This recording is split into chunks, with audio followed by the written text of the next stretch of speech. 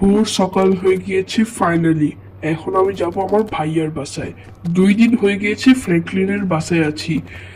এখন জলদি করে চলে যাই ভাইয়ার বাসায়।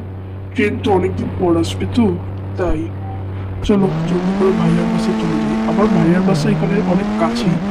এই যে সমুদ্র সৈকতের পাশের একটা দ্বীপ আছে, সেই দ্বীপেই রয়েছে। আমার জীবনটা অনেক খারাপ।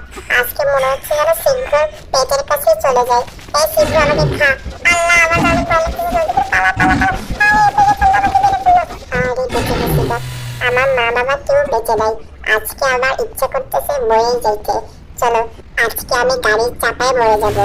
এই ছোট পিচ্ছি, তুমি এখানে দাঁড়ায় আছো কেন? অ্যাক্সিডেন্ট হয়ে যাবে তো, যাও এখান থেকে যাও। এই সুযোগ, সুযোগকে কাজে লাগে। আমাকে অ্যাক্সিডেন্ট করে ফেললো রে, মেরে ফেললো রে। আরে এই পিচ্চি আবার কি নাটক করা শুরু করলো? দাঁড়াও, একটা ডাক্তারকে ডাকি। এই ডাক্তার, এই শুনুন তো, এই পিচ্চিটা কি জানি করতেছে। দেখুন তো এই পিচ্চিটার কি হয়েছে। ঠিক আছে, আমি দেখতেছি, দাঁড়ান। জলদি করে যাই, আবার দেখি কিছু হয়েছে কিনা। না না, ওর কিছু হয় নাই, কিছুই হয় নাই, আমি চলে যাচ্ছি।